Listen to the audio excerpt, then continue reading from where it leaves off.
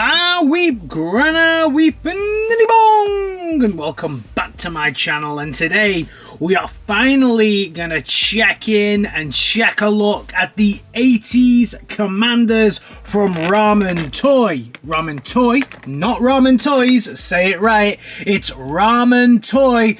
And for you and me, yep, this is their take on the Centurions Power Xtream.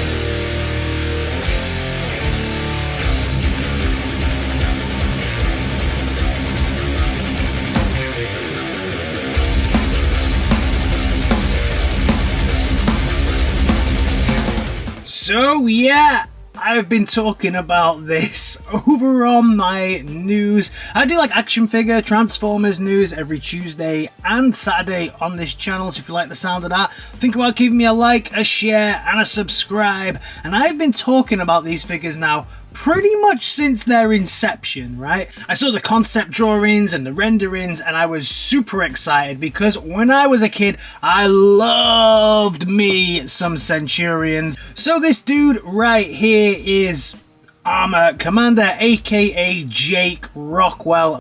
And as we always do on this channel, let's first off check a look at the box. And I love this box. It's super cool. We got the awesome 80s Commander logo there in the classic Centurions pose. Awesome rendering and artwork here of the figure itself. Warning, don't eat your children because they have small parts. Ramen Toy logo there on the side in a nice little purple. I got Land Assault Expert Armour Commander.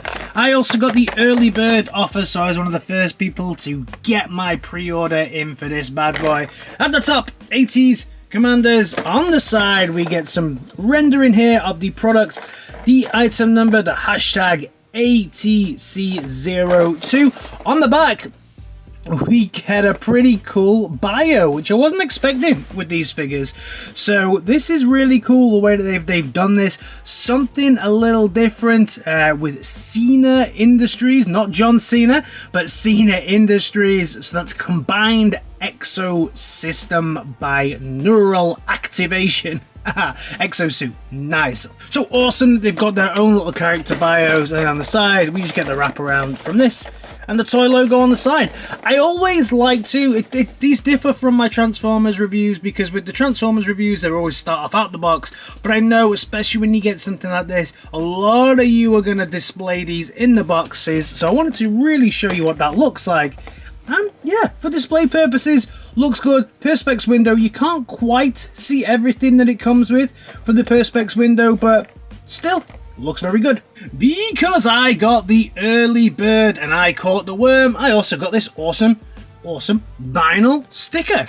Cracking open the box, the figure comes in this kind of clamshell design here, and now you can really start to see all of the different accessories, all the different parts and everything that it comes with.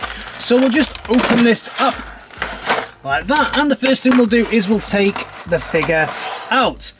And the figure feels like it's made of very, very nice plastic. It's kind of got a rubbery feel, but I think with figures like this, I do like that it's not like a really hard plastic. It's kind of soft to the touch, which is really nice. The face head sculpt here looks pretty damn good as well.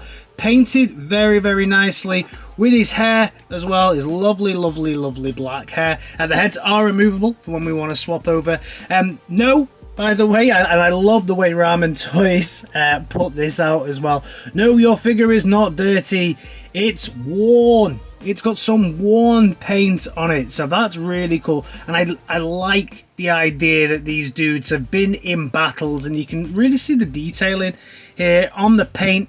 It's got that really nice kind of battle worn look as you go through it. The original versions of these were probably too clean for their own good, and you would not believe that they were in any kind of wars whatsoever.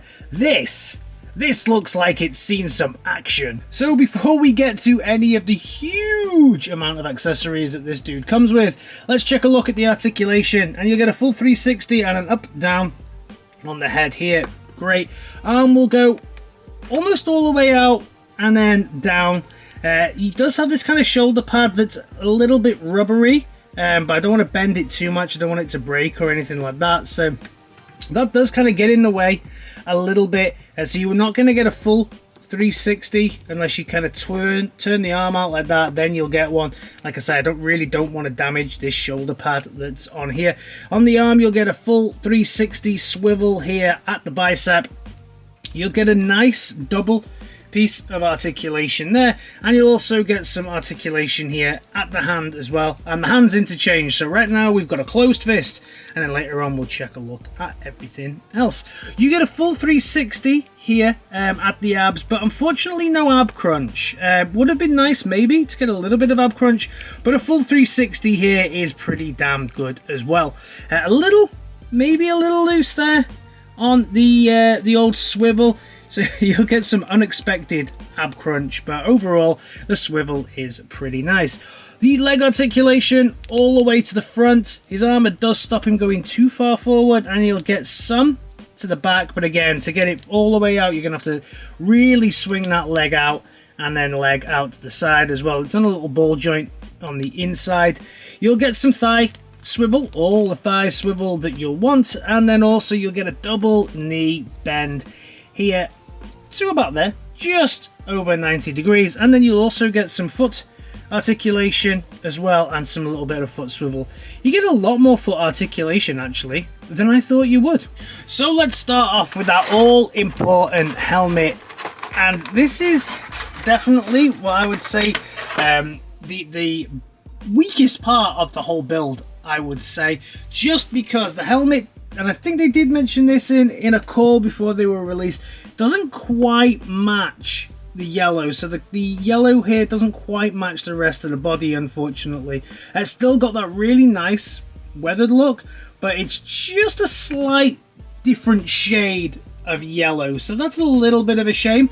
Just take a little quick look here at the sculpting of it though, and it's a fine sculpt with that weathered paint job there. Absolutely classic. Hasn't quite got the blacked out rim there. That would have also been a nice touch. I mean, that's what it's got here, but at least you can see the eyes of the dude through it. You can separate the head sculpt like this, and then what we get is we get Lex Luthor then as a head, so we can remove the head like so. Boop. And then we can just replace that head with this head, and then we can see, yeah, we've got Lex Luthor there, and then all we do then is we separate the helmet, and we put the front of the helmet on, and then we put the back of the helmet on, and then there we go. And you can really see that non-color match there and there, which is a real shame, but still looks nice. Articulation then with the head on, it's still full 360 up and down, so you still get very, very, very good head articulation even with this on. They did say during some of the meetings and some of the calls that they did and answering the Q&As on these, that the reason the head separates instead of having a rubber on is so they could get this shape. There's a reason it doesn't have hair as well, so you can get this really nice shape instead of having like a really big helmet on the top that would have needed to squeeze over. I like the fact that it separates like two. It's cool. So first things first, let's add in the backpack. So the backpack here, loads of different ports for you to be able to put things on. These 5 ports though, they fit onto the back 5 ports here. So we can just put that onto him like this. The ports are great. So that was another concern, obviously, with a figure like this. You can hear how tight those ports really are when you're pushing them in. The ports are very nice. They're not rounded. They've got ridges in the side there, almost like an octagon type pattern. So they really do lock into place. So that was great. Then they've also got that pattern here as well, so that you can add these on. So he looks really great. This doesn't impact too much the arm articulation, because as we know, we can't get a proper full 360, so we have to move this out anyway to get any kind of 360. So that's not going to impact you too much. Next up, we will check a look in at this big bad boy. So the next thing we're going to look at is his get it out. Here's the big missile launcher. It's the big missile launcher here. I'll just push the missile in. It doesn't have a firing mechanism, which it could have done, but I guess that would have driven the price point up. So they've gone with the option of it just having this kind of weathered look, and the missile just kind of sits in there. It does get a little loose. You have to push it in there to make sure it doesn't just kind of fall out like that. This also has a really nice weathered look to it as well. I love the weathering paint on this. I think the weathering paint really makes it stand out, and again just brings everything to that true to life that they've been in some battles. Right now we're going to connect this just onto the back here, just so I can show you as well how securely this fits in. So I can tap it round with my finger, but if I, you know, maneuver it round, flick it out, that ain't moving. I have to add some pressure, not too much pressure, but enough. So I can also even put this here on the side, balance, fine, it doesn't rotate, and that's obviously, this is quite a heavy item and nothing rotates. So very, very good the way that they've made all of these ports, because this figure really, it was going to live and die by these ports, and they've done a good job. The next little piece we're going to look at is this cannon here. So this cannon here, again, as everything else, can go in multiple locations. I'm just going to stick it here on the arm. It's nice. I do quite like this one. For me, I don't know why, I just don't like, I like things to be smoother to the body. I think I would have liked the way to be able to attach it like that. I did think that maybe you could get it to slot into this piece here, but no. So yeah, I think I'll probably actually have it like down here, like a holster type affair when I display this. I think that looks quite nice, but again, very, very stiff, no moving around without me actually moving it, so that is great. Then we get this section here. So this section here is the cannon. Lots of very nice molded detail, not as much weathering on this or on the gun here as much, and that just fits in here right on the front, so that's pretty damn nice. This is where I just want to bring in the artwork, I guess, here as well, because if you look here, we were promised super shiny stuff. And you know what? I'm glad we didn't get super shiny stuff, because I think that would have looked bad against the weathering look here. I think I would have liked to get holes in the front of this one, similar to the artwork that's here. But I am glad that they went with a flatter look on this, seeing as the product itself is a flatter look overall. We then also get this little flashlight that will also rotate, so you can have it on either side. So my little flashlight, I think I'm going to just stick here on his arm, so he's got a flashlight, so we can go hunting in the dark and find all those people. And then also finally he has the aerial feature right here, which is nicely painted with some silver at the top, and then some more weathering look to match everything else at the top, and that will just position in the side of this one. Oi, just like that. So the whole figure kind of holds together very, very, very nicely. You can get some pretty dynamic, cool little poses out of it as well, should you need to. So I can even get the missile launcher here, stick it on. Can we get this on the shoulder? Yeah, we can get that on the shoulder. And then we can get the foot to kind of splay out like so. And then he can look like he's kind of ready for action a little bit there. Pretty cool. You know, he's awesome. I very much like the posability on this figure. I think that is how I'm going to pose him. I'll have the others when I get them posed a little differently. So the good thing about this is I can test all of the holes here, and each one of these, especially this one, feels really sturdy. As soon as I put this in here as well, you know, each one. I have to really apply some pressure before that comes out. You know, it's not like they've made like one really sturdy and the rest are all weak. No, everything is, I mean, you can see there we go, and I have to actually twist it to really get it out. So the strength of these is fantastic. It has to be compatible with everything. Obviously, when you get some of the other stuff from the other people, you'll be able to add stuff. I also think they're going to do some add-on packs for this figure as well, and for other figures along with the bad dudes as well. So yeah, keeping the spirit of the Centurions and that playability and the fact that absolutely everything is compatible. So finally, the only other thing that we really have to look at here are some of the other hands that I got with this. So we get different types of open hands. So we get a hand like this with the yellow on the back and an open hand like so. And then we get the one with the pale yellow on the back, again with the hand that's open like so. Swapping over the hands, super easy. Again, undo it, pull the peg out. The actual peg came out then, which I wasn't expecting. So the actual peg came out then. Let's hope that that kind of slots back in super easy.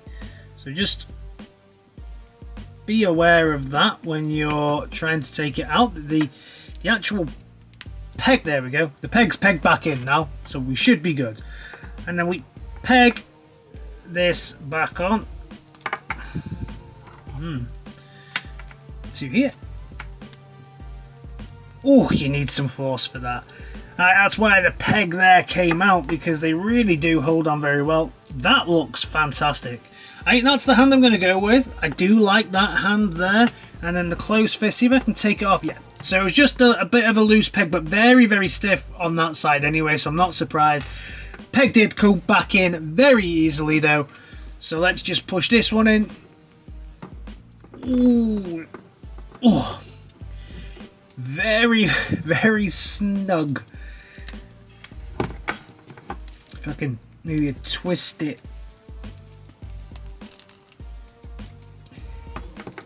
So when I reviewed the Guyver figure, I said that the hands came off too easily. Oh, there we go. On this one, the hands are very stiff, but they do go back on. And there we go, with his open hands. Yeah, I think that's the one I'm going to go with. I think. Yeah, I think this is the one I'm going to go with, I believe. Let's just sort out a nice little pose for him. Yeah. That's a good looking figure. So size wise, this dude is about 7 inches tall. Putting him next to my Guyver, who is of a similar size, we can start to see the comparison. My super slippy floor here is not helping. So we can see the comparisons next to the Guyver. Wow, they look incredible together. And also next to a deluxe Starscream. Don't they all look super cool together? Very, very nice. That's the kind of party I'd want to attend. So it took a while to get here, but am I happy with this figure now that I finally have my grubby little mitts on it? Yeah, I'm very, very happy with the way that this figure has turned out. I've followed it right from the start, and you always get that nervousness when it finally arrives of, oh god, oh, I hope it's really as good as it looked on the images. I think it's fantastic. In some ways better. The only thing that will get me is just this helmet not quite being the same yellow as everything else. My only advice to Ramen Toy, please, please, please fix that on later issues. Am I going to pick up the rest? Hell yeah. And also, you'll find out on Saturday, or you can go over to Ramen Toy now and check it out. They're also going to be doing some of the other dudes from the Centurions in 2022. Let me know your thoughts on this dude down in the comments, and I'll see you in my next video. Alright guys, in a bit. Peace!